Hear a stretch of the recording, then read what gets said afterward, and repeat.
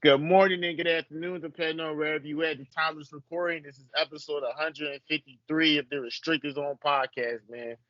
154 or 153? I believe it's 153, but we'll check it out. We'll correct it later on inside the description. But man, it's playoff basketball right now. Right now, it's games being played right now as we speak. We're coming a little bit late with the episode predictions, but listen, NBA playoffs is right here. We're smack in the middle of these battles. Kyrie, introduce yourself, man. The team you representing on this episode. Yo, what's going on, guys? Glad to be back, man. Let's get to it. Can't wait to talk about the playoffs and what we got going on right now. Johnny, I see you representing too, bro. It's gonna be a battle. It's gonna be a battle. Listen, is it gonna be a battle? I don't know anymore. But with Johnny, so I'm gonna swing it to you, man. Introduce yourself to the people, man. You represent the other side. Hello, world. Just Johnny tapping back in again. Just an analyst, not an advocate, and which is a little bit of a hurt Sixers fan right now. But at the same time, this is the playoffs, fellas. We are here. The cries, the laughs, the downs, the ups. The time is upon us. Get your blood pressure medicine out. Listen to me, man. I don't know how you wear that jersey. But with that Man, being said, I'm not. Listen here. How you want to start, see? What we starting at? listen, we're gonna start with the East. We're all from the East, so we're gonna start in the East. We stay in the East. So listen, Kyrie, I'm gonna swing it to you before we even dive into y'all two individual matchups. We gotta talk about the Celtics and the Heat, man. I mean, listen, we a lot of chirping back and forth between these guys. They got history, man. People don't want to believe that or not, but they got some intense playoff battles. Just give me your thoughts right now, man. Literally, Celtics is up. I think everyone expected that. Yeah, Just what's your thought? I was We'll about check. to say I was about to say whoever's denying that they got history, haven't seen the KG and Paul Pierce Celtics versus the LeBron and D Wade Heat, Of course, or even these past couple years with the Jimmy Butler Heat versus Tatum and Brown these past couple years. They definitely got history. right? You And got yeah.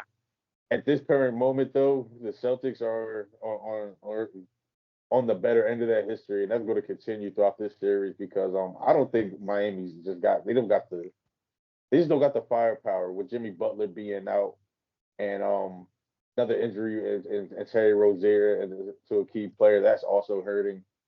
It's forcing guys like Tyler Hero, who we know can step up to the plate and put up big buckets, and it can become a one excuse me a number one type of scorer.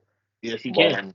for a guy like Bam, who on the other end, on the defensive end, spends so much energy rebounding, boxing out, switching out on the guards on the perimeter, defending down low, asking him to become a more of a prominent scorer, even though I think Bam is very talented and has a lot of skills that doesn't really get put on display because of the system he plays in and who he and how the Miami Heat play. But I think that's asking a lot from him to become more of a scorer, more of a guy that takes more of that offensive initiative and that load on. Um, I just think it's too much for them with those injuries and those guys not really having the resources to step up or having the role players to step up. I think it's gonna be hard for them to even get a game out of this. So I think Boston's got going to get a sweep. Maybe drop one game. Like I said, I A doubt it. But sweep. I think Boston's gonna get a sweep here, bro. Tatum and Brown. Brown started off very aggressive in game one. Tatum was doing this thing. Kristaps Porzingis was absolutely killing Bam, and that's what I'm talking about. You got a guy like Kristaps, who the Celtics really haven't had a big like this at the Miami Never. Heat scene Um, uh, these past couple years of their history. They haven't had a big like this that can actually go at you and attack and score from right. all three levels. And him being 7-3 doesn't help either. So it's going to be really hard for Miami to gain any type of traction in this series. I think Boston should close it out in four. Man. All right. That's all right. Kyrie's prediction is a sweep. Johnny, are you co-signing that? Is this what you're riding? The Heat might get one. I say five. If not a sweep, it'll be Boston in five. it's the same thing with these guys, man. I expected the Heat to go get a superstar or a very, very high level all-star either before the trade deadline or in the off season. I thought they would have actually did that last year as well. It's just I think that's just like it's kind of been like the bane of their existence as a franchise in this decade is they just can't get over the hump because they always seem to be a man short. It's very weird. Like we talk about the playoffs and role players shine. You are as good as your role players, and I think we all can collectively agree on that. Miami always seems to have it backwards. They always seems to have the role players, but they never have that superstar. And it seems like they always miss that piece. And you've got your Jimmy Butler, but durability is an issue. Durability is a problem. You got your Bam Adebayos, but it's just one of him. Tyler Hero. You got splashes, but they don't have a consistent all-star. They don't have a consistent complementary player, complementary consistent superstar. I think that's the bane of their existence. And Boston is just we've talked about how deep they were like all year. Boston, we've all seen it. The collectiveness of their others, like the Derek Whites, the Drew Holidays, and so forth. They're them stepping up on the end. I think that's just going to eventually overwhelm the Heat. The Heat probably get a game out of pride at home, but I don't see them pulling this over Boston, bro. They just don't have enough, and that's usually their issue every single playoff run. You're not calling a sweep, but you're giving one victory to the Heat, though. Okay, that's fair. I give them one. I give them one. Shoot, I'd be surprised if that one. They be the type to win one game in Boston. You know what? Definitely. Yeah. You know what? And I'm gonna add on to that, Johnny. I don't see the Heat going getting swept. When's the last time the Heat been swept? I don't know. It's been a long time. Maybe I could be wrong. Yeah, I get it, bro. Right. Now, what was that finals run? What was that year that Heat made that finals run? With just a bunch of the last time is that they the went to bubble? finals Maybe the year after. They made it in 2020. 2020 and they made it in 2022. 2022. Oh no, Yeah. I'm sorry, not 2022. It was just 2020. 2020, yeah, 2020. 2020 is they don't. Yeah, bro, that's the furthest I've seen them go with like that group of like I guess blue collar guys, I guess you could say, but they don't got that one piece, bro. They missing that. No, the Heat made the finals in 2020. 2020 and last year against the Nuggets. Yeah, and they be right. Yeah, and that's when Tyler Hero was out. That's what you're referring to, John. That's when Tyler Hero was out. And guys like Gabe Vincent stepped up. Hayward Highsmith stepped up. And he got those ridiculous contracts. Yeah. And he's not doing and Gabe Vincent not doing a damn thing for the Lakers right now. But we talk about that later. Oh, we will discuss that later. But I want to circle it back to the point you guys making as far as when was the last time we seen Miami get sweep, and that team's DNA just isn't made for them to be getting swept. And in a way, I agree with y'all. That's why part of me really wants to give them a game. Like you said, most likely at home, but it can definitely happen in an away game. Because the Miami team is just built like that, bro. Even in game one when I was watching when they were down big, and Boston was going on their runs and Miami was going on their scoring droughts and really couldn't find a rhythm.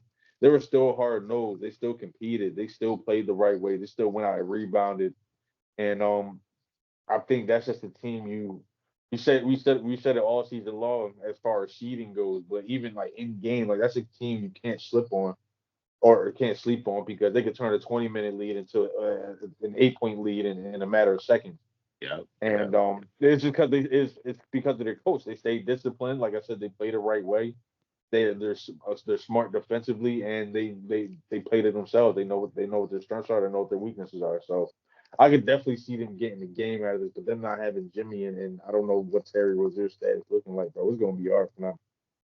Yeah, it's tough, bro. And honestly, on the other side, Boston's got a point to prove as well. I'm pretty sure they're hearing it from not being able to get over that hump too.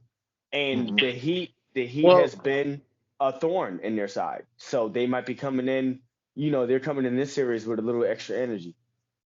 All right, that's fair. I think the Celtics. I think the only problem with the Celtics was just winning the finals. I don't think anyone's ever doubt their ability to advance to the finals. I don't think that's been doubted in like the last year or two. Haven't really been doubted. But we move on to I say yeah. Yeah, big facts. So we move on to the next matchup, man. Oh, the New York, number 2 New York versus number 7 Philadelphia. Knicks, game 1, 111 to 104. Game 2, the most controversial game so far as of this day, April 22nd. 104 to 101, Sixers lose. And of course, we all talk about the Tyrese Maxey call, which to me personally is irrelevant. I generally do not care for the call. I understand why, it is what it is. He got his justice with that. But to me, it all comes down to, had we not blown the lead, we're not even having a discussion that leads to the scenario of that even happening with Tyrese Maxey. So we can complain about it, and it's fine. But we know the truth here, Johnny. The Knicks fan here knows the truth. We all watched the game intensely. We saw what happened. I'm gonna let you go first. I'm gonna let you say your piece, and then give it to the winner. The winner, go ahead and say his piece last. Winning, who's winning right now? No. I'm sorry. I'm after like 3 holes in the wall and like hanging my TV over the window. I was able to assess maturely, as the analyst that we all are, and you just gotta. I can't. My only issue is the things. Is always the same thing. Is I'm always mad about the things that we can't control, and yes, like the lack of fouls and things of that nature. But honestly, I'm not gonna lie. I just got to say this one piece of not being able of sideline officials noticing when coaches are calling timeouts, Right. and it's kind of weird in that sequence. I was listening to the post game press conference with Nick Nurse, and he claimed that he looked the officials dead in the face and screamed a timeout, and he yelled for it, and he didn't hear it. Therefore, the ball gets inbounded. Tyrese Maxey gets the ball, double teamed by New York. He falls to the ground. Nick Nurse's then second attempt at trying to call a timeout, and I think it was even more frivolous. The ref wasn't even going to see him even more at that point because the ball's out at that point. And honestly, I will agree with UC to the extent of we try not to complain about the petty things. Even Tyrese Maxey said in the post-game press conference, we should have got the rebound. And honestly, New York, that is the bottom line. That is the problem with this series as the Sixers. We just can't out-rebound this darn basketball team. We just can't. We just can't get. We way better on the boards game 2 than we did game 1. I believe we were like matched up 34 apiece before that last 30-second debacle scramble, and those last 2 rebounds, they just wanted it more, bro. They just got it. It may be Joel with like playing on one leg. He couldn't get his umph enough to be able to fight Hartenstein enough to get a rebound, or it's a lot of things we could have said. A lot of problems I had. I totally agree with the grievance that was filed because not even just the Sixers Knicks game. This officiating is ridiculous this year, and it's only in the first round of the playoffs, and that's across the league. I'm not going to get into that because disagree with that. We try to keep it professional. But that's an issue. Things have to change. Things got to be fixed. Things need to be really focused on as far as the way they call games and relook at challenges and whatever. Right. So. Be that aside, rebounding is an issue. Our collective others are not as good as I thought they were as far as playing in the moment. Tobias Harris, for instance, 0 points in the second half. After you show spurts of a good first and second quarter, you get no rebound, no trips to the line, no rebounds, no points in the second half. See, what's the name Kendrick gave Tobias Harris in the group chat? I forgot the name. He gave him a nickname, specific nickname. Yeah, he did. I can't remember. We'll come back. My God. But he might. But listen, I'm not even done there. Buddy Hield, I understand this is your first playoff experience of your career. You got to shoot the basketball. He had two shot attempts in game 1. I don't even know where he was in game 2. Wait, Johnny, is that really his first playoff experience? Yeah, I don't think he hasn't cracked the playoffs. That was his first. I think game 1 was his first career playoff game. He's never made the playoffs, Kyrie? Never played a playoff game. I gave him credit. That's why I gave him a pass game 1. I gave him a pass. And even on game 2, he couldn't. He's getting fried defensively. He Oh, just we couldn't always stay looking in at front of more the for guards, defenders. bro. DiVincenzo, Josh Hart, like we have to get a collar on this guy. You know what I'm saying? Like they're single-handedly just destroying our wings, and it's killing me, bro. But at the end of the day, we just gotta we gotta pull things together. We got to get two here in South Philly. That was a very, very, very important win for the Knicks. They have no idea how important that win was for them, leaving New York, coming to South Philly for the next 3 days. There's no I pressure on them. I No gotta pressure on say, them. yeah, not as much pressure. Not as much pressure. That was very important that y'all got I that could game. But at argue the end of that. the day, we got to pull it I could together, definitely y'all. argue. We got to pull it together. All Oh, right, that hurt. Kyrie, I'm gonna swing it to you, man. Get your analysis from the Knicks fan who kicked our asses twice Now, so far. as far as I want to touch on what you guys said as far as the Knicks going into Philly with no pressure. I kind of Wait, see hold from on, Kyrie. Before you add in, Jalen Brunson, ladies and gentlemen, has not even been playing like as well as We people wasted like that too. It's like all that. because he's not Jalen That's doing that for Jalen everything. Brunson. that's Hold on. criminal. We Jalen wasted Brunson's it, been bro. We playing wasted well. it. He hasn't been shooting well. That's He just hasn't criminal. been shooting well. But overall, he's been playing good basketball. Well, not We yeah, wasted yes, it. but He's not we shooting that bad again. He's not. He's right. not going to be. That's Yeah, what bro. we're saying. That was No, He's our not he gonna is chance. shoot he that is bad. shooting bad. But in No, I mean, and other going forward, aspects, and he's in the rest of the filling in. Yeah. series, he won't. Like that was our chance to catch Yeah, him we and were his work. supposed to. Yeah, he won't shoot that horrible the next two Yeah, games. I He got. won't. Yeah, I mean, he's a combined like 16 for 52. And a lot of that is honestly, a lot of that is a lot of people might think I'm wrong because Julius Randle is not much of a playoff performer, but it's because Julius Randle's not in the lineup. And he's not there to take away from. He's not there to take away a lot of the attention from Jalen Brunson, whether he's putting up 25 points in the regular season or like 16 points like he does in the playoffs. So not having Julius Randle there to take away that uh, attention defensively puts a lot on Jalen Brunson because you could afford to have guys like Kelly Oubre and Nick Batum pick him up full court all game because they don't got to battle with Julius Randle on the other end as far as switches and rebounding and boxing out goes. that's true. So not having a Julius, whether you think he's a liability or not, that's definitely played a big part in Philly. I'm sorry, in Jalen Brunson not playing good against or not shooting well against Philly so far because he's getting a lot of attention. But I want to get out. I'm gonna touch on why that's him not shooting well hasn't been a factor as much. But I want to touch on what you guys were saying as far as New York going to Philly with no pressure, and I kind of see that from a different view because I think with the atmosphere and the way the game ended in Game 2 last night, um, with and it came out this. I didn't think it was a foul at first, but I seen it and it was like, yeah, that's most likely a foul. Jalen Brunson gripped him up as he was cutting across the baseline and whatnot. But my Yeah. thing is, you can't people can't cry and say, oh, the Knicks have been getting a good whistle all game or all series. It's been inconsistent both ways. And a testament to what you said, Johnny, it's been inconsistent both ways all series that I from what I've seen. And when I'm talking about when I talk about inconsistent, I mean I'm saying a foul on one end isn't called a foul on the other end, or Right. contact on one end isn't viewed the same one on the other end in certain moments. So it's the real flip flop. We haven't really gotten a gauge for what a foul is and what's not so far in the series, and that's what's been frustrating.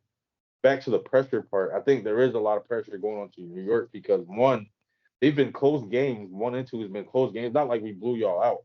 Y'all were up in game 1 and game 2. In game 2, y'all just blew it a lot. Y'all just blew it. We blew a lead once again. That's what led to that spectacle. But I'm gonna get to all that. But I think that does put pressure on the Knicks because I think Philly's playing with more of a chip. I think you guys are feeling more excited because you guys didn't get the foul call nor the timeout, and it came out in the last 2 minute report today that he was supposed to get the timeout and he got and Maxey got fouled twice. Sure. So it was like a slap in the face. That last 2 minute report's a slap in the face. Like we've dealt with it with the Houston Rockets this past season when we lost that game. So I get it, but like as far as that, yeah, I think New York is going into Philly with some pressure to not give up a game and away in these next two games. But we're going to see about that. But as far as back to what has gone into New York winning these two games, despite Jalen Brunson shooting like I said, like a combined 16 to 52. It's been our role players, like you said, Johnny. Josh Hart has been the heart and soul, and no pun intended, but he's literally been the heart and soul of this team, bro. He's stepping up and becoming more of a shooter. He's shooting a lot better from the outside than he has over the season and throughout the regular season. He's aggressive. He's getting downhill. He's rebounding everything. I've never seen a guy 6'5" rebound this way, bro. He's going up for everything. He's challenging everything. He's going for every loose ball. He's scrapping. He's literally in his own way, like our Draymond Green, bro. The way he keeps everything together defensively and in the way offensively, being able to push into and being able to grab the rebound and push the transition and make the right play, or even hit a transition jumper. What I never seen him do, but he hit that Bro, jump. He jumped like 40 somebody feet told in him the to air. shoot. And can I just say that, Kyrie Tibbs, Brunson, somebody told him, yo, shoot the ball. Somebody told him shoot the ball this Somebody year. asked For him, real, bro. Somebody It told him even shoot looked the like he ball. wanted to, but he was just like, all right, fuck it. It just let it Somebody go. gave him the green light. But him being able to do all that stuff, bro, like you said, y'all wings haven't been able to match that. Kelly Oubre only had 4 points last night. Tobias Harris, like you said, didn't score in the second quarter. I mean, in the second half, only had like 11 or 10 points last night. Your best player outside of Maxey and Embiid was Kyle Lowry, which is saying 38. However old he is, Kyle Lowry, bro. And it doesn't look like it in the stat sheet because he only had like 6 points, but He tries hard, man. Oh He my tries God, he hard. bro. Can we works shout so out hard, bro. Can He we He shout tries out plays so Cardinal so hard. Doherty, hard. please? My alma mater, Kyle And I Lowry, can't absolutely. and you know he tries so hard, man. That's all you could But ask hey, for. I Everything. didn't see a single fast break last night where Kyle Lowry wasn't in there and getting oh his my hand God, and yes. stripping the ball. Like Every he single just fast, tries, man. he stripped Josh Hart like twice and stripped these defenders like twice. Kyrie, you But probably was like, this guy's annoying. literally, I was like, literally, like you took the words right out of my mouth, bro. He was annoying, but he was an auto. He was playing winning basketball straight up. He was playing winning basketball straight up. But that was your downfall. Him and y'all two stars were the only guys playing winning basketball, whereas the entire Knicks as a unit, Isaiah Hartenstein, Bogdanovich, even though he played better in game one, but in game two, he hit two crucial threes in a time of haywire where both offenses were really messing up, and we didn't get it. We Kyrie, had to really who's have a that? flow. McBride, Deuce McBride, that little. With McBride, I was just about to get to Miles him. McBride, man. Crazy guy. 21 points in game one. Cooled off a little bit here, but still, he's a defensive terror. Bogey. And From West They deep, Virginia man. too. That alum. That West Yeah. They Virginia deep, alum. bro. They and just this know is how what, to find their way. and this is the last thing I'll say as far as like the game that we played. Tom Thibodeau, bro, he's got everyone so bought in defensive wise and effort wise. Like you guys really gotta watch. Like not even just you guys, the viewers, y'all really gotta watch the defensive schemes and the way he has players plugging in gaps. Watch when Embiid gets the ball in the post, he has a guy digging and going back to his man not to give up the shot, and still having OG Anunoby in the middle, or Isaiah Hart, or Josh Hart in the middle to help out if Embiid goes middle. Like it's so he has so many like. Hey, Josh Hart talking on the D. You see Josh Hart communicating on the defense. Always communicate. Everybody out He's there, like even the Jalen. right, and that's the point guard's job. But he's doing it. He's like, yo, and it's like, hey. But even Jalen's talking. Isaiah Hartenstein's always talking, always. and the way he switches out, his centers defensively, like he'll start with Hartenstein, then he'll switch Mitch Robinson in. He'll keep giving Embiid different, so it keeps his big men fresh defensively. And Embiid is he's basically, you know what I mean, just going back and forth against Hartenstein and Mitch Robinson. And collectively, it's just coming. That's why on my end, I feel like give Paul Reed more minutes or Mo Bamba, but we got to spell Embiid a little bit here. These guys they're shuffling different guys at him. They're shuffling different guys at Maxey. That's the tips. That is the one thing of having like a defensive guru as a coach. And when you mix a little bit of offense on there, like look at what happens, bro. I underestimated your bench, and I underestimated their wings. And I was looking at OG Anunoby. I figured Josh Hart was a guy who just. I don't know why you underestimated the Knicks. Because especially after that OG Anunoby trade. Yeah, I like that. That was my thing. I said that saved them. honestly, it was like Transformed your whole collective that effort. It definitely was did. all of them. That And these definitely guys, did save us because OG and Anunoby is in the middle of everything I'm talking about in that yeah, pivotal defensive Are scheme. you kidding He's me? able He to. transformed your whole defense. He's able because he's able to guard on the perimeter. He's able to. And one thing I meant to punch meant to hit on is our pick and roll, our screen defense. Our screen defense is crazy, bro, because we don't give up any gap. We switch perfect. We hedge perfect. We do everything the right way. every time Embiid made a shot on a roll, it was like over somebody's hand. It was He had to work for it. Like he yeah, really had he really had to and I work mean, for it. man, bro, And that just transitioned to y'all even like after y'all had your offensive flow. Maxie hit those four threes to start it off. Like y'all was playing ooh, y'all offensive game, ooh. but y'all allowed yourselves to play to our offensive game, whereas we just want to play half court on both ends. We want to have every possession long and drawn out for real, bro. Like we don't look for quick and easy buckets offensively. We like to let stuff process because that's our pace. And because of that, we don't allow a lot of transition buckets like that. We don't allow a lot of fast breaks. So that again, I got to give it all up to Tibbs, bro. He's been keeping everything locked in defensively, and that's crucial in a time like this where offensively we're missing a guy like Julius Randle who this past season put up 25 a game. And And wait. Oh, go ahead. no, I was just gonna say, and the last thing is, I never been a Sixers hater or nothing, bro. But y'all following that grievance was crazy though. Like Why? I was Hey, come on, nah, you bro, better be Yeah, there. I thought it was following the crazy too. grievance, bro. It was me. I did it. Following the grievance is crazy. Bro, Johnny, bro. No, I didn't I've forget. never saw this in listen, sports. bro, I have it. Johnny, listen, bro. I didn't forgive y'all for messing up Ben Simmons, Jaleel Okafor, Michael Carter Jaleel, Williams. don't mention Don't Jaleel you Okafor mention in my those face, names. man. I forgive y'all for messing Don't all of mention them. Those are Jaleel my guys, Okafor in bro. my Those are my guys. don't mention Jaleel Okafor in my face, man. Bro, Stop it. I forgave y'all He for gonna be my Stop like, it. wow, y'all gonna go paperwork. file Yes, a grievance Kyrie, after game paperwork. two. Listen, A to bring grievance it after back. game two is crazy. Paperwork. Listen, Bro, to bring it that's all I back. got to say. So do you But think the Knicks? You my think the fault. Go Knicks? ahead, Tyler. You think the Knicks sweep the Sixers? You think it's over for us? No, You I think it's don't think. sweepers? No, I don't think the Knicks. I don't think the Knicks sweep. I think you Six got. and six. I think the Sixers get a game, maybe two. It wouldn't surprise me if the Sixers push this to six, maybe even 7 games. Because I don't see us again, doing that. I don't see Sixers us and doing 7. that. I don't see I that. think I got the Knicks in six. I don't see But that. I think the Sixers again, y'all have like the formula to beat the Knicks, bro, to beat us, but y'all break down to y'all don't get contribution from everybody, and the whole And it's the whole not Nick plan breaks Nurse's down. fault. I just want It's all not the no fans to Nick. know it's not Y'all Nick Nick Nurse Nurse, is doing.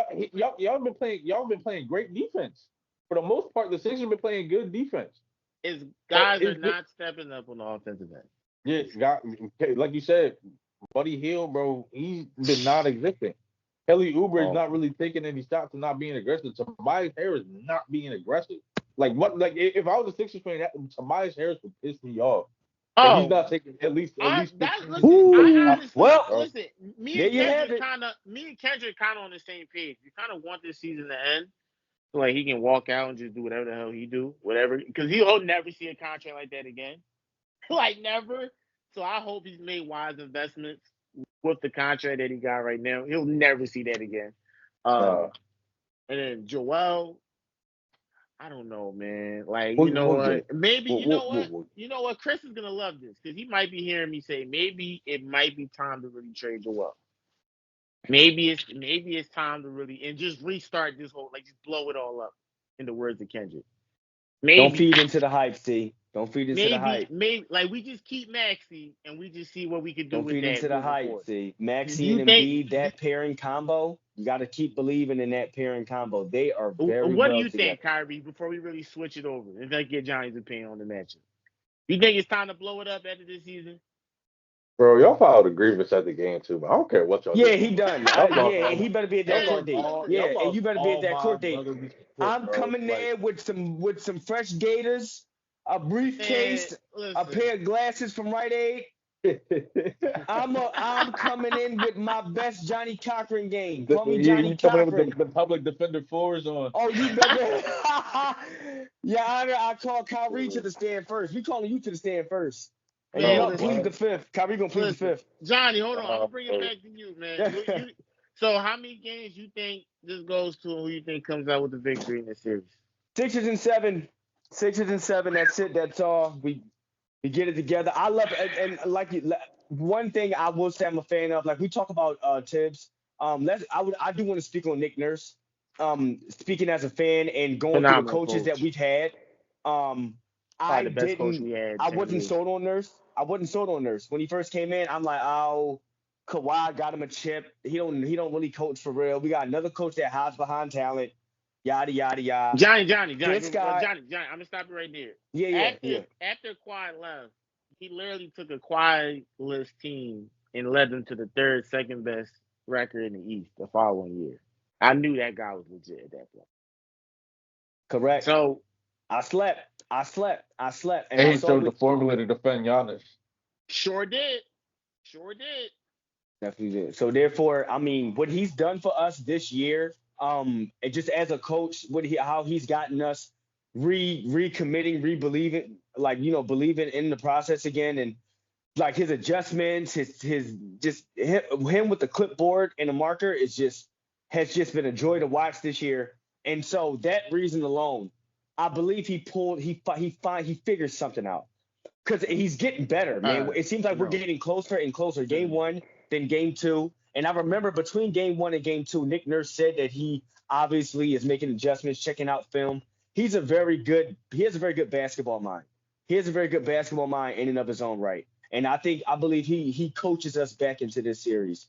We push it to I 7. don't disagree. I understand your points and logic, but no. Like, it's over for us. Knicks and 6. That's what I'm calling it as. Knicks and 6. I got it. I'm sorry, Johnny. We could go. You traitor! Let's keep it going. After I saw us blow that lead, I don't see. That's unacceptable. You traitor. Don't worry, I'm gonna keep. I'm gonna keep your seat warm on the seat bus. Because anytime we get a lead, we can't hold it.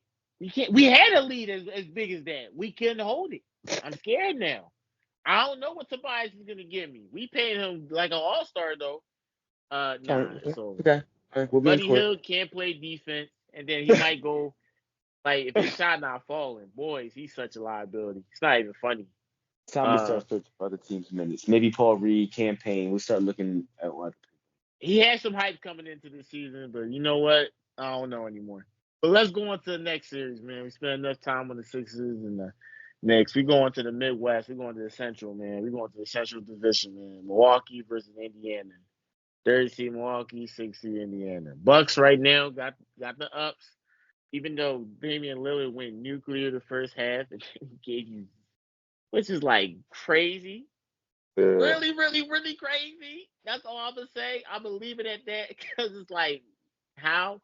But now, right now, as we speak, the Bucks are playing the Pacers. Right now, as we speak at the time of this recording, it is 4:13.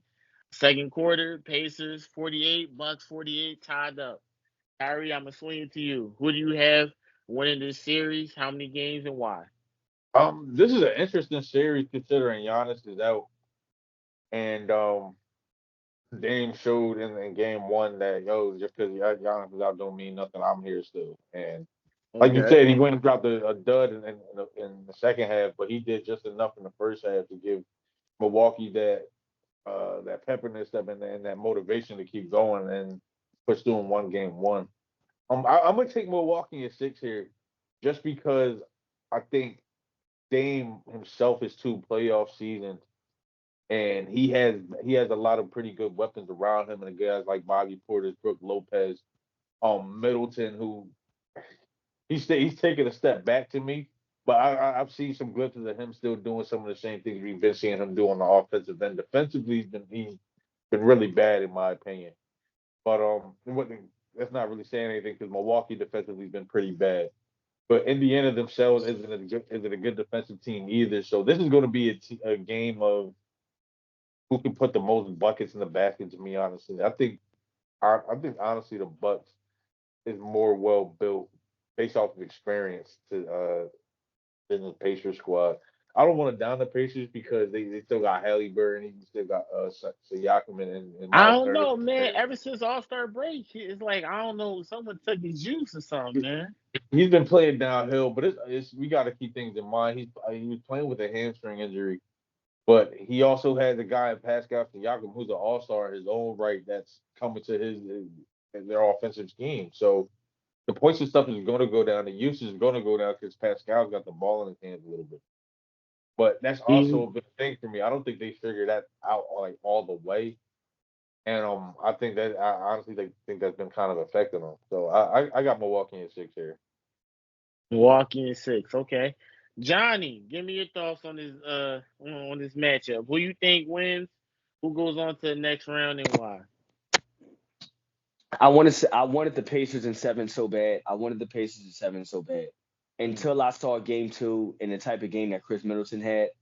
And our fans know, our Restricted Zone podcast fans know, we have a list of certain players that we have a quality of disdain for. We all have our certain favorites. And Chris Middleton has always been one guy I always loved to troll. Always had fun trolling Chris Middleton.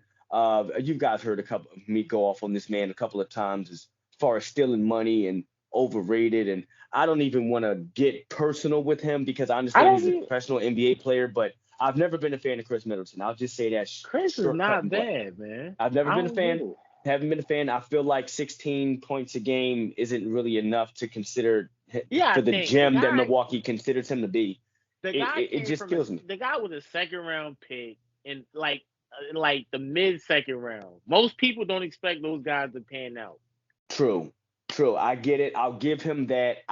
Me personally, I didn't know what Milwaukee sees in him. I saw Game 1. I saw Game 2. Mainly Game 1. He had a great. He went off on Game 1. I think basically what I'm trying to say is collectively is the others. I feel like every time Milwaukee doesn't have success in the playoffs, other than the year they won the championship, obviously. I feel like recently, like the past maybe like couple of years in the Giannis era or whatever, every time I feel like Milwaukee doesn't have success in the playoffs, Chris Middleton disappears. I feel like he's not there because he's hurt. If not, but I feel like he's always trying to be that complimentary. He's looked at as that complimentary piece, but he never helps them get over the hump when Giannis needs help. These superstars need help. Now they have Dame.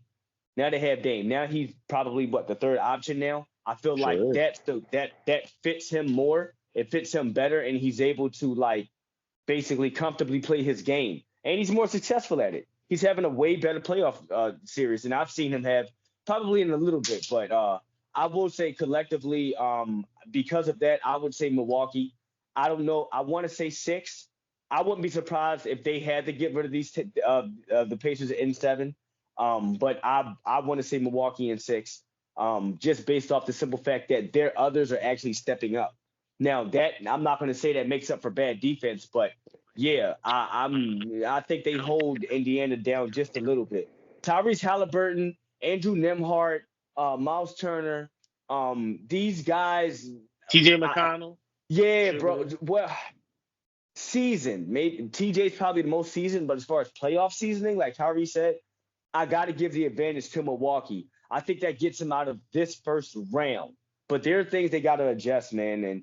And this Pacers team it's not going to go away. I wouldn't be surprised if they take this game tonight. But Milwaukee's going to have to put this team away. They're already in the same division, so they're very familiar with them. So it's a whole lot of chess more than checkers. I'm such a fan of the Pacers, man. I'm such a fan of their blue collar style and how they always seem to like carry themselves throughout each year. But yeah, I would have to give it to Milwaukee just off of playoff experience, but like only by this much, man. Only by this much, guys. I'm not totally sleeping on the Pacers here. I just think Milwaukee has just a little bit more. That's fair. I think Milwaukee takes this in 7. I think Indiana's going to push them as further as they can. I think Tyrese is as talented as a point guard we've seen in the league. You got Siakam, who has as much playoff experience, won the title. That itself is going to He had 36 game 1, I think. I think he had 36, bro, in a loss. Yeah. You know what I'm saying? Like he's gonna give it to him. And wouldn't that be nice? I'm not gonna get into trade deadlines and I wish Siakam would have. But whatever. You see what happens? Like it's just nice to see a wing performance like that. But that's the reason I feel like Indiana doesn't go away easily. No, and I think they push it to the 7-game series, but I think Milwaukee. I think Giannis comes back. Maybe if it does go to Game 7, he's able to come back. Will he be able to come back this round or perhaps the second round? Depending on how long does it drag on to. Yeah, depending how long. If it goes 6, 7 games, he might try to come back Game 7. Yeah. Okay. Well, I'm gonna say Milwaukee. I think they got more experience overall. So I think Milwaukee 7. Let's go on to the next topic right here. The last of the Eastern Conference. We got the Cavs versus Orlando, and Orlando just got hit with some devastating news. Jalen Suggs, man, just one of their best. He is their best perimeter defender. And now he's out the mix. So Johnny, I'm gonna start with you. We started with Kyrie twice the first 2 matches. I'm gonna start with you in this matchup. 4-seed Cavs take on 5-seed Orlando. Who do you have winning? Cavs up 2-0 right now. You calling it sweep or you calling it one game magic pool? I would have said Cavs in 6 after the Suggs injury. Cavs in 5. And once again, darn it, I just wish these teams had enough, bro. It's just there would be so much fun to see like new teams advance in the playoffs. But as the playoffs get deeper, experience shows. And Sure but does. I will say, can we? I am Paolo Banchero is a monster. He is Yeah. just an absolute gem to watch, bro. And since the playoffs have started, he's gotten better. Look at Sure has.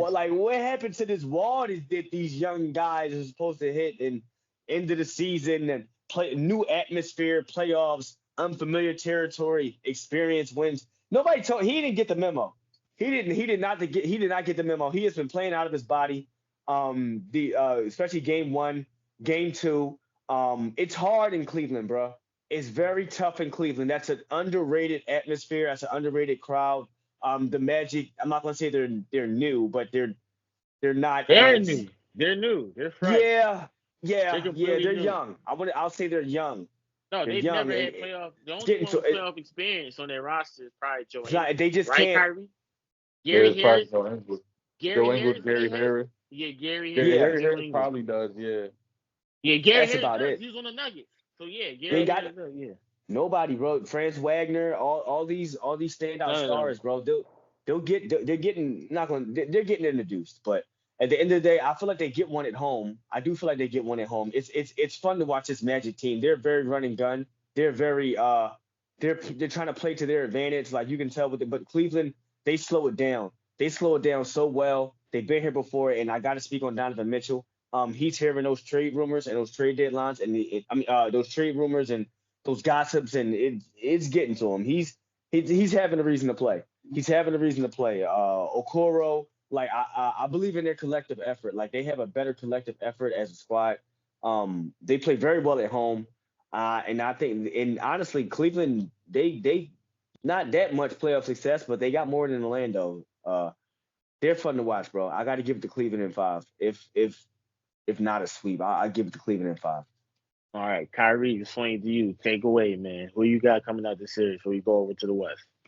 Yeah, I got the Cleveland in 5 too. I think Orlando does get one out at home, but ultimately, I think the lights are too bright for them. Like we was just talking about, they're really young, and they really overachieved this season. Nobody really had the Magic being a top 5, let alone a playoff team at all this NBA season. So I think they definitely overachieved, and this is something good that they can take with them, and they can learn from, and they can take it as experience and they keep growing from. But Okay. I think the Cavs, led by Donovan Mitchell, who always goes crazy in the playoffs. I think it's just theirs to take, bro. Like honestly, like they're playing the right way. From what I seen in the first game, Donovan Mitchell was just playing out of his mind. He was getting to the rim. He was getting open. Darius Garland was playing a good game, getting guys involved. Jared Allen had a very good game in game 2. Had a double double, had 2 steals, 2 blocks. Evan Mobley doing his thing as a versatile, and Evan Mobley doesn't really get his credit as a defender as well because he does a lot of things that we value now in big men, where he's able to switch out under guards a lot too, and then get back and recover and defend the rim.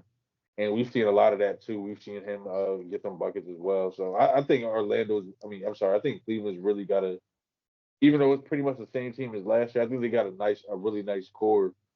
And despite the Donovan Mitchell rumors or whatever that talks about his contract or his player option coming up and whatnot, I think D. Mitch is on a mission to get redemption from last year and their loss to the Knicks. And he wants to prove something. He wants to prove that he can win in Cleveland. And I think he's showing that. I think Cleveland's showing that too. So I got them going at 5. All right, okay. All right, we heading over to the West, man. We're going all the way over to the West, man. Boys, I think the West matchups are a lot more interesting than the East. By a lot. So yeah. Man, we're gonna dive right into it, man. First seed, number one OKC, probably the most disrespected number one seed I've seen in a very long time. Like nobody respects OKC as the number one seed. Versus the New Orleans Pelicans with Zion, who was hurt. He's out. Zionless Pelicans. I'm gonna throw my piece in there before I swing to you, Kyrie. OKC. I expect them to fully win this game. I think they'll win in 6 games because they have no experience. So You a I expect. part-time Thunder fan, see? You a I'm not part-time part time. Thunder I admirer.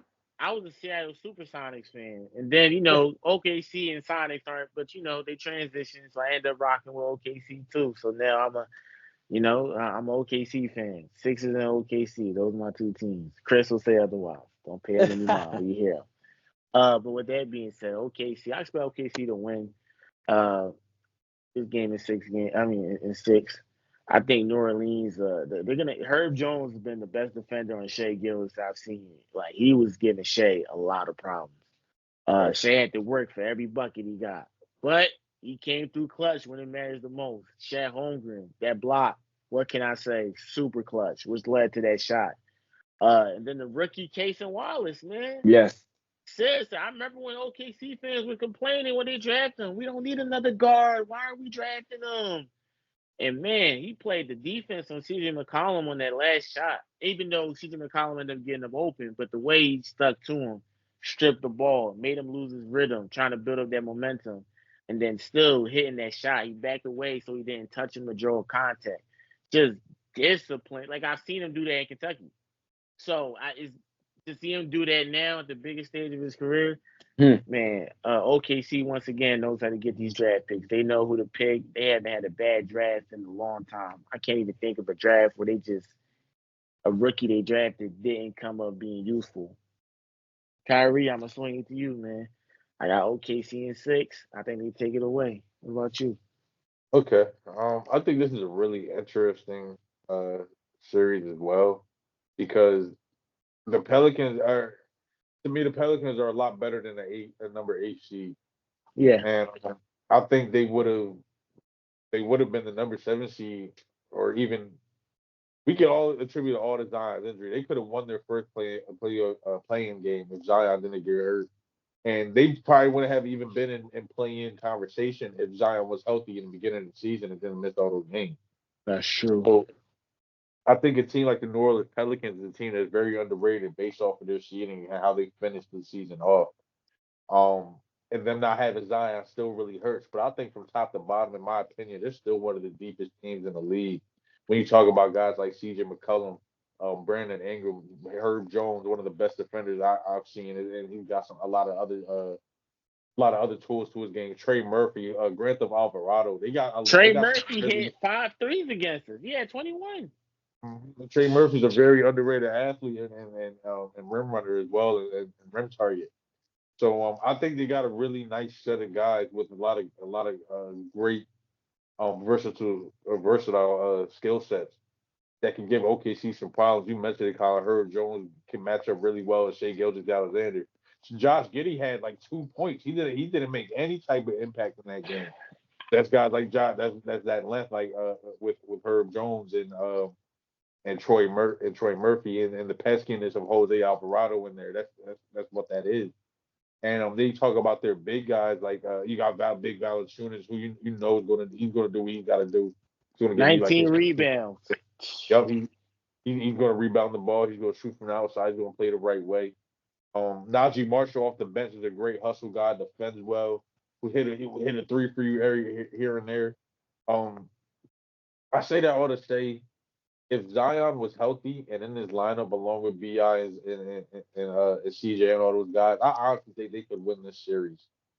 Um, just because I don't think OKC depth wise has enough to go like top to bottom with them. And I know it's the playoff and depth charts get shorter, rotations get shorter. But I think the Pelicans just have too much versatility and too many guys to do so many different things.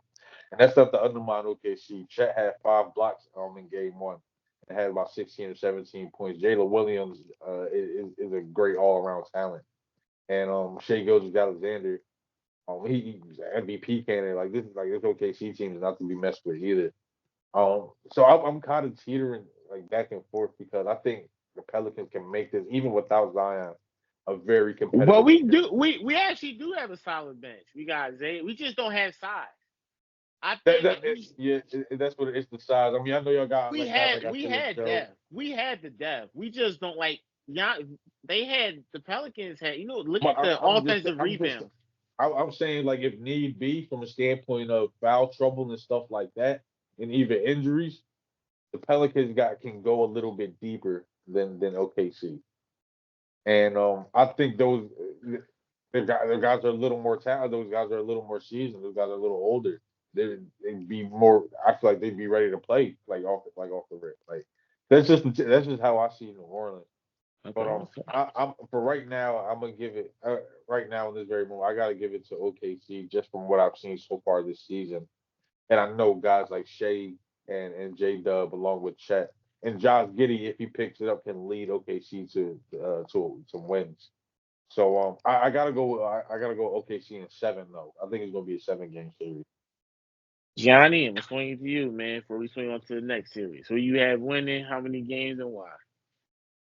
Bro, can I just say, like, I've exactly the same thing for the things Kyrie said. I agree. See, I think y'all get out of here in 7, and it's because of those same reasons of what Kyrie said. I think these guys shoot themselves in the foot again. I think the Pels shoot themselves in the foot. Seriously, I've talked about Brandon Ingram. I've talked about how he's one of my favorite players, but he just can't stay on the court. I loved him this year. Most durable I've seen him play, but like he's on and off. CJ McCollum, he chooses when he wants to play versus his competition. He'll give you 50 against the Warriors, but then he just like, maybe he'll crap the bed against like lesser teams or whatever. But yeah, he's up and down, very streaky. I love Zion. He can't stay on the court, but when he does, he's a problem. I agree. I don't think they're in the play-in conversation if these guys are fully 100% healthy. I love the collection of their others. Herb Jones can shoot the basketball like nobody's business. I did not know that.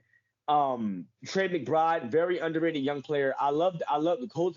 Granted, of course, Alvarado. I'm in love with their collective roster. I really am. Pels just can't get out their own way. They're always one niche. Something always happens to them that keeps them from further succeeding. They on paper, yes, they are extremely deep. I love their rosters. I love their acquisitions. I love their others, but I couldn't figure it out with this team. I couldn't figure it out with the Pelicans. Like, why don't they advance? Even back in the Chris Paul days, why in this team advance Tyson Chandler? Like, just historically, why don't like they just it advance, bro? Like they just don't, and I just can't figure it out. But I think those same reasons though. If Zion comes back in this series, it goes 7. If it goes 7, he might play. But this series headed to 7. I think OKC squeaks away with the home court advantage. It plays in their favor. But I can't get over I can't get over why the Pels just can't advance. They got everything down pat. They just don't win when it counts, or they don't have the right player at the right time. OKC is a little bit more consistent right now in this first round of this series. This would be good for them if they can get out of here, man. This would be good for them as far as their experience and their their morale and whatever, like seeing how far they can take this run. But yeah, you don't I think based off what I'm seeing so far, I gotta go with OKC just off of like the Pels aren't as consistent. I can't trust them as much game to game when it comes to series and taking advantage of the matchups and things that they should be taking advantage of on the floor. That's fair. All right. We're heading on to the next matchup. We got number 2 Denver, reigning champs. Excuse me, not the reigning champs. We got versus the LA Lakers. Denver, the Nuggets are the reigning champs. Nuggets are the reigning champs. Excuse me. Why do I think? Respectful, bro. Cause it's weird. It's weird. I know, bro. What? It's still weird. No, I thought to it, think I, about like I Nuggets thought really the won Lakers. again, huh? I don't know why I thought the Lakers for some reason last year. I don't know why that even flitted through my mind. All right. Because they lost to Denver, bro, and they about to do it again. Yeah. Well, yeah. All right. Well, listen. I would say you had a lot to say, Kyrie. Listen, Denver is up 2 right now. The Lakers. So outside of AD and Bron, gave this.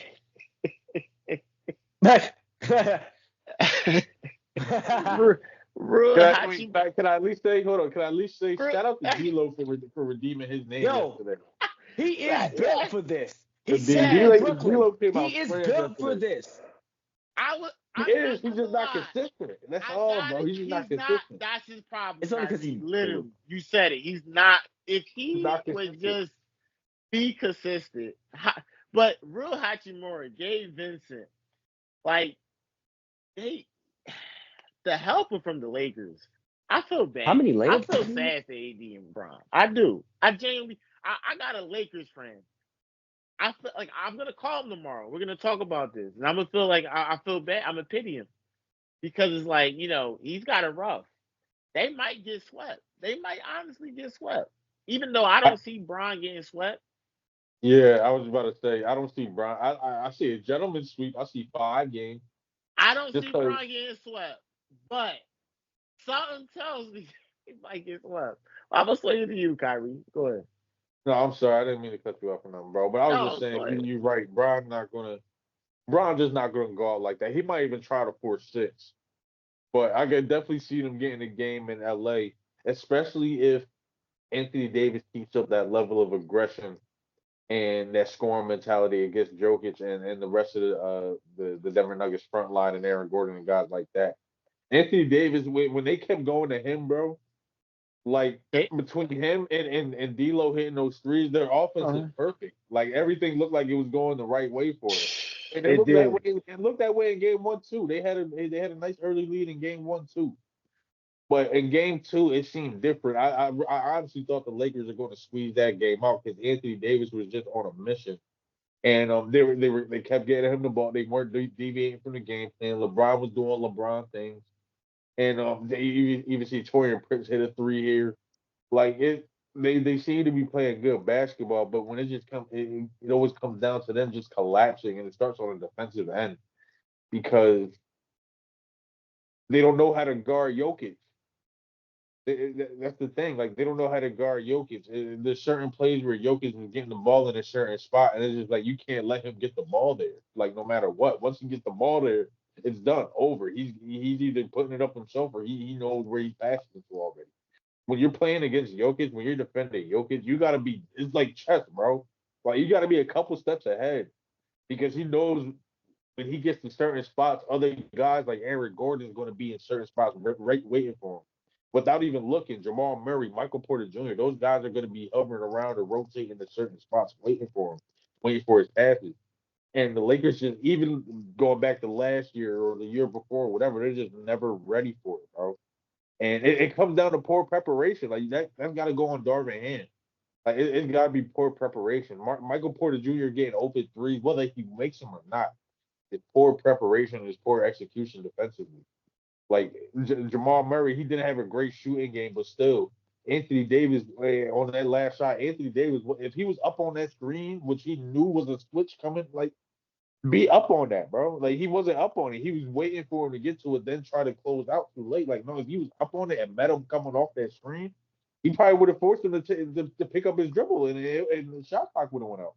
But no, he let him go when went towards the baseline and shot over him. Game. And it's just like you talking all this stuff about the NBA don't like you, the NBA don't want to give you defensive player of the year, nothing like that. Nobody's denying you're a great defender, but it's just like we haven't seen it happen. We haven't seen it in great moments, and this would have been one of those great moments. And I just came in. I just came back, and I just followed exactly along with that. I don't like the Kentucky slander, of course. I don't like none of my players getting slandered, but of course, the truth is the bro, truth. The truth is the come truth. on, I get it, yeah, Kyrie. I talk the I truth no get matter it. You what, gotta bro. call a spade a spade. And but yeah, like that's all I got to say, bro. It comes down to Darvin Ham and the Lakers' poor defensive execution. And yeah, they're going in 5 games, bro. The Lakers going in 5 games. You said Lakers. Oh, you said Denver in 5. Okay, Denver in Denver in 5. 5. All right, Johnny. What's your thoughts, man? I think the Lakers might get swept. I would say this is gonna be Bron's first sweep. I genuinely believe it. What do you think? Jared Vanderbilt needs to come back. I heard he's supposed to come back. Vanderbilt needs to come back He's been missing him ASAP. definitely. LeBron is like blowing. I wouldn't be surprised LeBron sent him a text message last night. Hey, bro, you good? You good to go? Because they need defense. They need defensive versatility. They need defensive switch better job defensively switching. I don't know how much of an impact Vanderbilt can make defensively on the end with them, but I know he can definitely attribute, and that's what they need right now. You talk about us blowing the lead, see, they were up 20. I think the Lakers were up 20. Yep, And they then they definitely just were. storm right back, and like I'm just Lakers look, definitely blew a I can't even 17 get lead. over the collective effort because once again, it's like I'm not going to say the situation was similar to Knicks Sixers, but you got one or two missed calls by the official, one on D'Angelo Russell that LeBron was very, very upset about at the post-game press conference, a lot of like at the replay officials and things of that nature. But at the end of the day, like Kyrie said, the unfair officiating is going both ways. Like they're dealing with it just like we're dealing with it, and vice versa. And I feel like collectively, as far as basketball is concerned, these guys are just getting outworked and they're getting out hustled. Denver has probably my favorite group of collective others out of all the teams. And I've mentioned this before with Denver, even when they won last year. I've said that their collective group of others is the best group I have ever seen. The way that these guys I like watching their bench sometimes more than their starters. They just play so well together. They just complement each other so well. Everybody knows their role, and people understand who the shot makers and takers are of that team, and they all file in accordingly. And when you got a center like Jokic that can get anybody involved, nobody has any problem with playing their role because at the end of the day, everybody can score, everybody gets a touch, and they just come together so collectively on defense. I got to give them that credit. I have to say that. And Jamal Murray, we had this talk about him not being a top 5 point guard. He might be a top 5 finisher, though. He might be a top 5 finisher. If he ain't no top 5 point guard, he might be a top 5 closer. We got to start talking about this guy as a closer. I think that's the niche we might have found for him. I don't think his job was point guarding last year. We were trying to figure out how important Jamal He is a Murray was point to the guard. different Nuggets success. I think it's closing. I think that's what he is for this. Him as the point guard for the Nuggets is definitely super successful. And Yeah, he had 10 assists last game or the game before. Right. So I it's not like remember he's not a point guard. last year's finals, he had 10 assists like the first 2 games as well. Right. Right. He's a point guard. We understand what he can do. Yes, we understand what he can do. Yes, he's definitely a point guard. He can be a point guard. But one thing I've seen consistently from Jamal Murray is his closing ability. His closing factor, his clutch ability. I've seen that more consistently than his point guard ability. Now, be that as it may, he still has skill. But when it comes to like the standouts of his game, that's what I see more. And I feel like that's his niche with his team. And man, you can even ask Anthony Davis. Jamal Murray made a shot, slams the mic down, leaves. I hate this press, bro. They got to ask better questions, man. You can't. You like. That was like a whole. That was like I when get it. when the But reporter like Kyrie asked said, Russ. you got It to was play that crazy. better. You got to know he's coming to shoot off that screen. You got to play up on that. You're a heck of a shot blocker, AD. You talk about we're not giving you defense respect defensively. I got you down for putting that in the second row. If you step up, if you play up on that screen, you probably put that ball in the second row. Like, you know what I'm saying? You can do it. We've seen it. Like, we're no strangers to it. But we're also no strangers to how Denver Mike Malone just got these guys just collectively coming together defensively. They're just glued together as a team better. I think that's what gets them over the Lakers, just as a team effort. I think they're just a better all-around team. Put some respect on D'Lo's name. LeBron, you're still impressive at your age, yeah, but it's Denver, guys. Denver will get it in 5. I say 6 if Vanderbilt comes back. Bron might push it to 6. Bron might. It's Denver, though. It's Denver, guys. All right. Listen, let's head on to the next series. Minnesota, number 3, Minnesota versus Phoenix. Man, you saw Ant. I was waiting for it. You saw Ant call, old ASS. That's that what he said. Yo, come on, no. Is that what he said? Yo. I'm gonna tell you this now. Durant better not lose this series for his legacy's sake. For his legacy's sake, he better not lose. What happens if he loses? He can't carry a team. He goes down in history as a glorified piggybacker. Colin, stop it. That Suns team is not supposed to be a first round exit. Come on. Bradley Devin Booker and Bradley Bill not supposed to be a first round exit. Bradley Bill wasn't who we thought he was this season. He was hurt, but he wasn't who we thought he was this season. And listen, we're not doing that. Not on the platform of player. But the Timberwolves, are they not a great team? Are they not a great team? Do they not have a top 5 defense right now in the league? Who, the Timberwolves? Suns? Yeah. Or the Wolves? The Wolves. No, the Timberwolves are a great team. I'm talking outside of this series. Just the Suns themselves. They're not supposed to be. That team is not supposed to be a first round exit. But they're playing the Wolves. And they might be the Wolves. And you know what I'm saying? And Kyrie knows where I'm going with this. I do want to say, like, they better not. No, I definitely do. Book is good. Book still got a window. Durant, you better not, my brother. Durant, you better not. For your legacy's sake, you better not. You better not let this. The Anthony Edwards is like 2 generations behind you. He better not have surpassed you. He better not. Why not? What you mean, why not? Why not? He's got, bro. What does Durant have to prove? You understand what Durant has to prove? You understand what Kevin Durant has to do? You must have not. Hold on, Johnny. Tyler, you must have not seen the game, bro. You must have not seen what got down in that fourth. So you see Anthony Edwards essentially bust Kevin Durant ass to close the game. That's exciting. Then barked at him and then barked at him and had KD. That's what it should be. Yes. Yes. You saw KD. So when we're talking, but Colin, so listen, bro, listen. You understand that, right? But you also understand that there's a narrative and there's a cloud over Kevin Durant that he's never led a team himself to a championship. Those 2 rings. I've already accepted that. I don't know. Oh, that's probably why. That makes sense, T. That makes sense. You already moved on. So that's what Johnny's saying when he's saying Kevin Durant should not lose this for his legacy's sake. Oh, for that narrative's sake. I see what you're saying. Okay, I see what you're saying. Okay. Yeah, bro. Like, it's because I've already realized. I realized that a long time ago. I don't know if people still really debating that, but all right, people are still debating that. So it's like, okay, but no, I love it. It reminds me when KD was talking trash to Kobe. I will say this.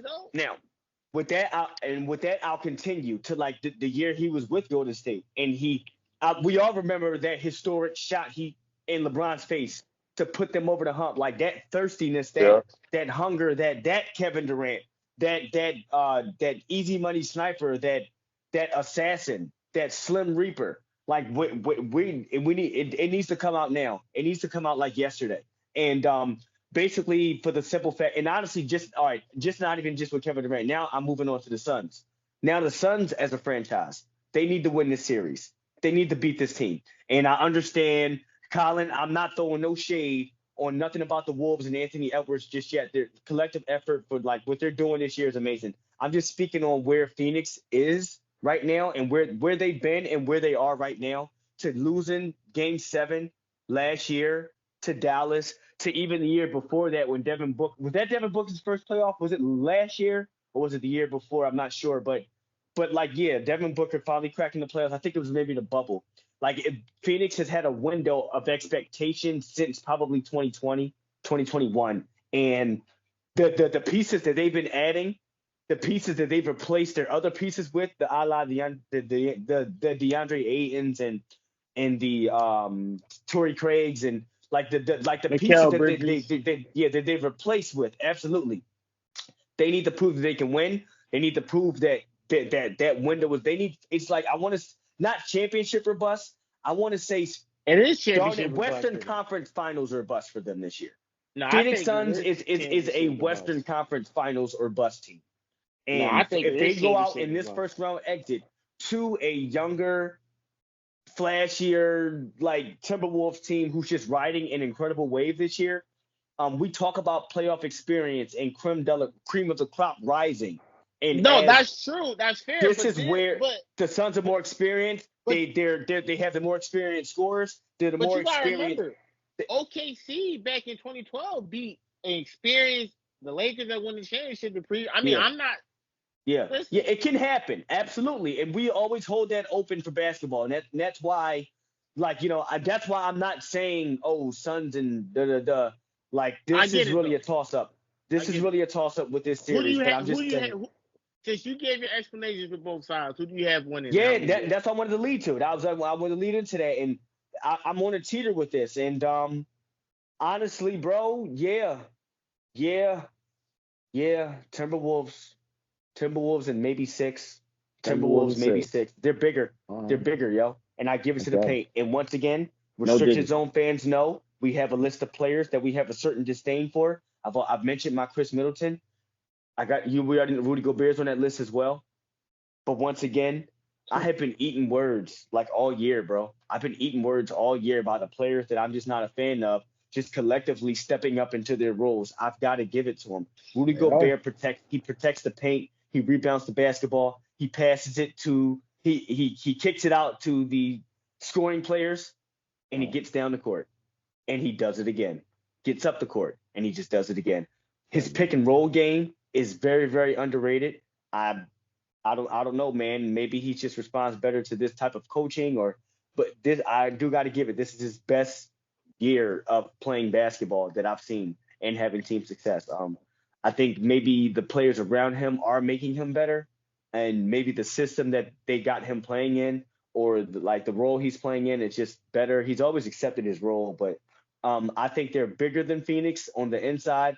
I think they have. I think Timberwolves defend better, and I really just don't believe in the what's the word? I just don't believe in that thing that guys have in the playoffs, that thing that superstars have, that thing on the inside that puts you over the competition. Yes, that's a real thing. That willpower, that's a real thing. That we will not lose. Like that we've seen it in Jimmy Butler. We've seen it in Steph Curry. We've seen it in that where you just take over for your. I don't think Durant has that, bro. I don't think Durant has that. I believe Book has that. I don't think Durant has that, and I think they lose because of it. I think they lose because of it. But if Book has it, it shouldn't be a problem then.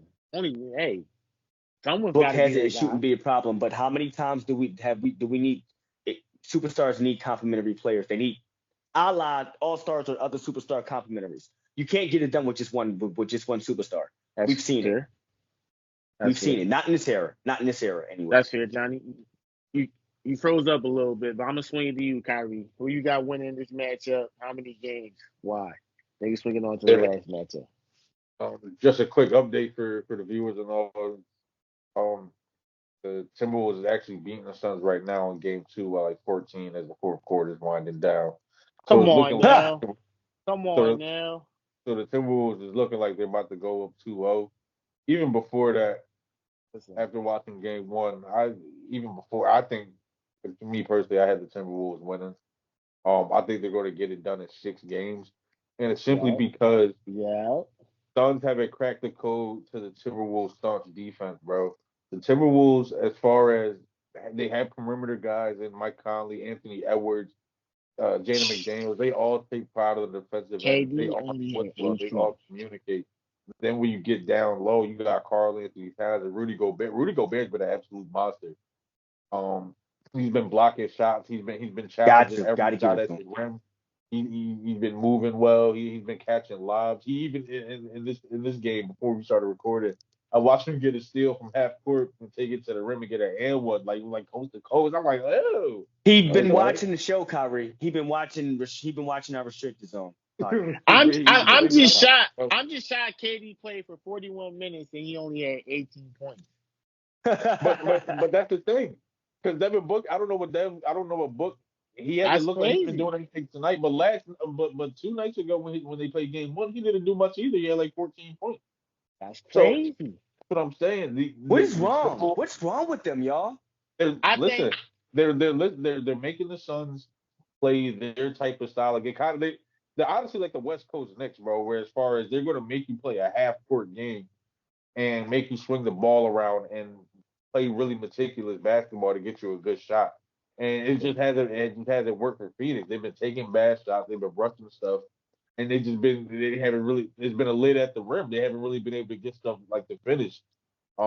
Grayson Allen really hasn't been that potent of a 3-point shooter like we have this year. they've been awful. Let's just call it how it is. They just been off, and it's all credit to the Timberwolves defense.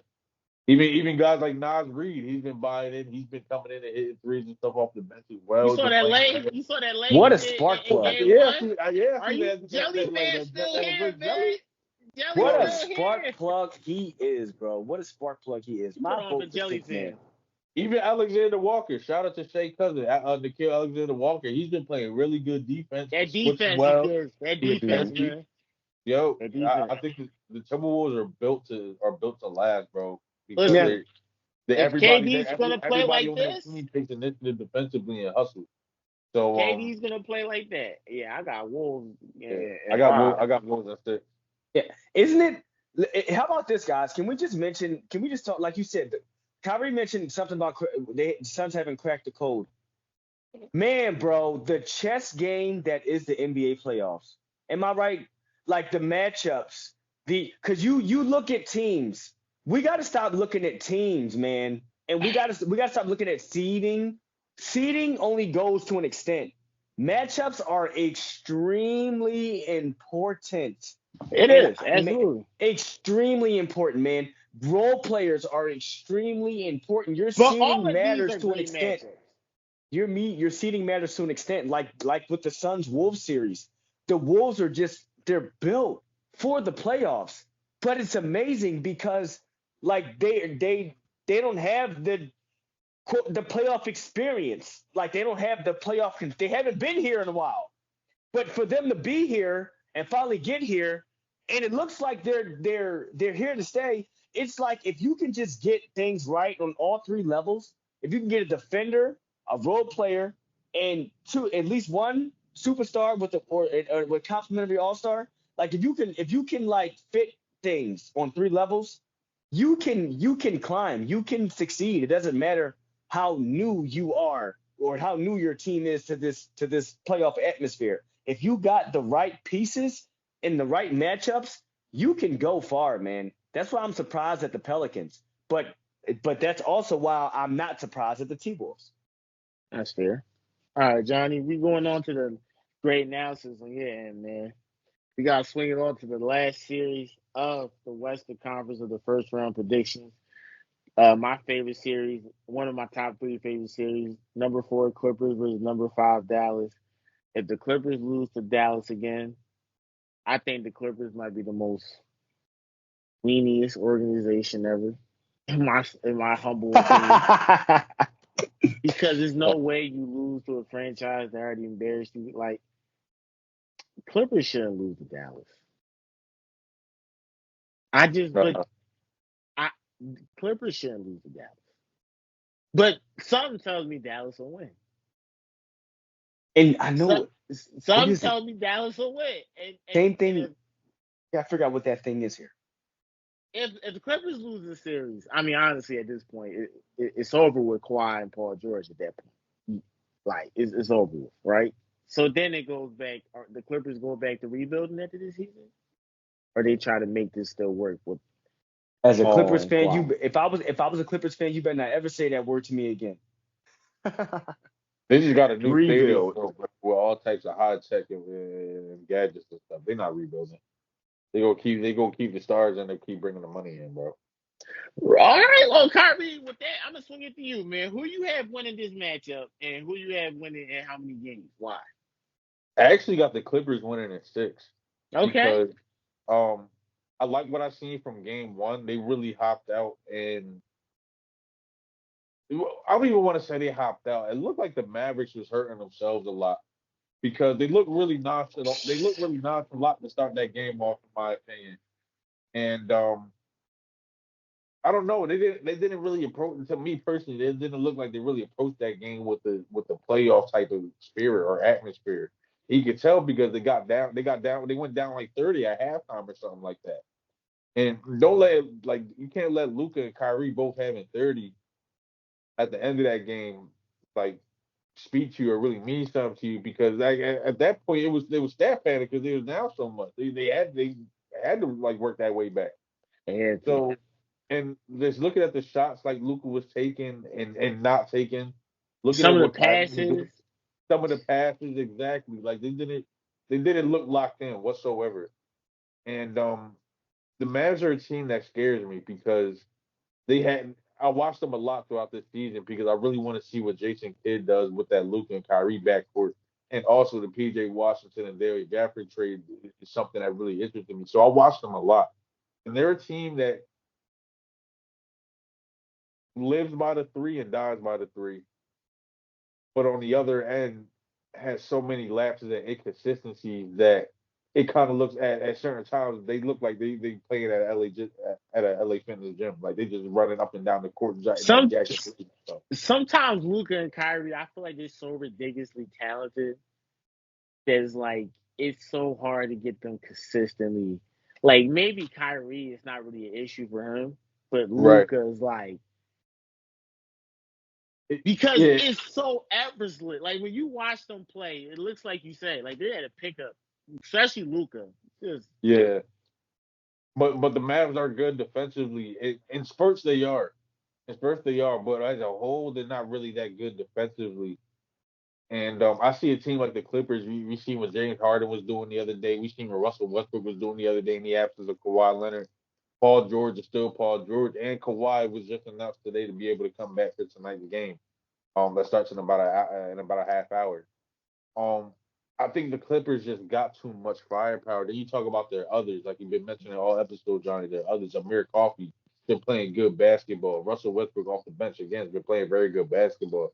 Zubac, that pick and roll, whether it's with him and Russ or him and Harden, him and his rebounding, he's a very seven, solid center. He's not talking 18. about it now, though. Like he's a very good center. He's not talking about nearly enough when it comes to this Clippers team and their success. And I think there's just going to be too much offensively for Dallas to handle. I mean, who on the wing is going to guard Kawhi? Tim Hardaway Jr. like or Jones Jr.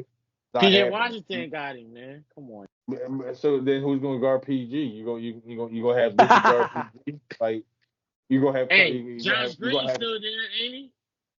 Josh Green's coming off the bench, bro. I'm saying like yeah, but it's the Hey, playoffs. He's at least gonna be. throw him in there. Throw the young man in there. Let's get I, him. He's got a battle. Kawhi is a If robot. they yeah. going to progress, he's gonna face more stiffer throw him out in that fire now. Get him out there. Kawhi Bust Leonard some is a bruises. sight. And I like Josh Green. I like the Mavericks team as a whole, but they have so many inconsistencies Kyrie said, and "Hell no." they have so many bad habits, bro. I think Ty Lue was too good of a coach to let a team that came out the way they did in game one come back and take control of the series. I got the Clippers in 6, bro. I just think they're too locked in, and I think they're really comfortable playing with each other now. They went on that little skid towards the end of the season, but again, they're Right. dealing with injuries. They're dealing with injuries to Kawhi Leonard and stuff, bro. It And happens. I think the Clippers are going to be good. In my opinion, they should be a conference finals team. But in this series, I got them going 6 games. All right, Johnny. Last but not least, swinging off to you before we end off the episode. First round predictions: Clippers, Mavs. Who do you have winning? How many games? And why? Clippers in 6, like Kyrie, and because if this game goes 7, if this series goes 7, Luka's gonna beat them. So it better be Clippers in 6, because if they push this thing to 7, they're gonna lose. And with that being said, I have to give it to Ivan Zu. I got to give it to Zubac, like you guys said as well. And I've always came at this guy because I always felt like he was the reason they weren't winning in the playoffs, because I felt like he was too small and he got pushed around by certain centers. And but this since the series has started, he's been playing tough. He's been playing his role. He's been solidifying that in that center spot. He's been holding it down.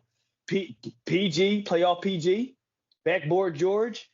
He is out here. You know what I'm saying? He's out here. He's representing. He holding it down. I ain't gonna lie, I like the way he's been playing. Russell Westbrook off the bench. I feel like that move was better for them than actually trying to figure out if he was going to start or not this year. Russell Westbrook off the bench has been better than them than I thought. I'm liking the Clippers. I'm liking Ty Lue as a coach. I've been started respecting him more. I said that I feel like this is the year they get over the hump finally. But, running into the Mavs, it's always that thing with them that makes me not want to trust them all the way. And that thing is Luka. That's the problem. That's the problem. But while we don't want to just hang our hats on the Clippers and say that they're just going to go ahead and rout these guys, it's Luka, man. He always seems to keep these guys in. He always seems to keep Dallas in the game with his rebounding or passing. Kyrie's Kyrie, but I do want to mention one center that is standing out to me. That young boy Jackson Hayes, what's his name? Forgot his name. Gafford. I'm sorry. The center for the Mavs. Man, what a spark plug he's been for them. And that's been what they've been missing as well. Also, like they've been small. Like they've been missing a center. They've been missing a front court presence. And I feel like that Gafford has been that plug that they needed. And so that keeps them in this series. I feel like ultimately, if Kawhi can consistently play, they'll get these guys in 6. He's a cyborg. And but my personal opinion, if this game goes to 7, it's gonna be Luka. Luka's a mind. They're gonna win. They gotta rock these guys. I want to give them 5, but I don't think that's gonna rock. The Mavs are collectively good. They're collectively deep, and they can score in their own right. I got them down for definitely getting a game. If they get this to 6, if they get 2 games and they let Dallas get 3, yeah, bro, they can go ahead and beware, be scared. But they need to get rid of this team in 6. I like the Clippers in 6, but if it goes 7, it's going to be the Mavs. Yeah, I definitely feel that. Because Luka, what you were mentioning in the last series about closers. Um, I think Luke is one of those guys. He's a closer. He's the guy that's going to put the game away when it matters the most. So I can see that if it ends up going to a 7th game and it comes down to Luka's hands, bro, he's gonna put it away. I have no doubt about that. Mm-hmm. I Yeah, like Game 7 Luka. He's scary. yeah, but I agree with you too. I got Clippers in 6. The game just started. It is currently 3-2 with about a minute and a half going by in the first quarter. So I don't know about y'all, but I'm about to get ready to go in and lock into this game, man. It's been awesome recording this Yeah, episode we with y'all. locking in. I'll see I you in can't wait. court, Mr. New I York definitely see. Knickerbocker. Oh man. I definitely see y'all in court, man. Yeah. But be on the lookout. Be on the lookout. We're gonna continue covering the NBA playoffs. We're gonna come to y'all with our predictions next round and the round after that. Then eventually our finals predictions. Yes, sir. We got talks about the NBA draft coming up. We got another mock draft coming up, our 2.0.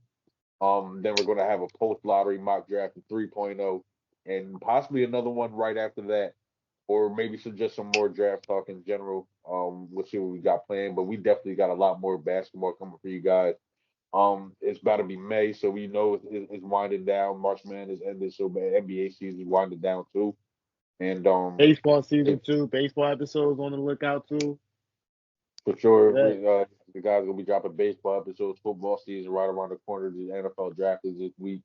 There'll definitely be NFL coverage draft on that. recap. Be on the lookout for that too. Johnny There'll and Johnny definitely will be join coverage that. on that. So yeah, y'all viewers definitely be on the lookout. You guys is who we do it for. You guys who we record this content for. You guys are the reason we be going at each other's necks and arguing all the time, bro. Is because we love putting this content up with you guys, man, for real. So if you haven't already, make sure you like, comment, subscribe. Comment anything good, anything bad. Like we want to hear it all, man. Comment any suggestions, any topics. Just let us know, man. Let us just reach out to us. Make sure you share, and get us out there, man. We're gonna keep coming to you guys with that content, and we're gonna keep knocking shit out the park. So let's go. All right. Leave a like, comment, and subscribe, guys. Appreciate the support, everyone. Have a great day.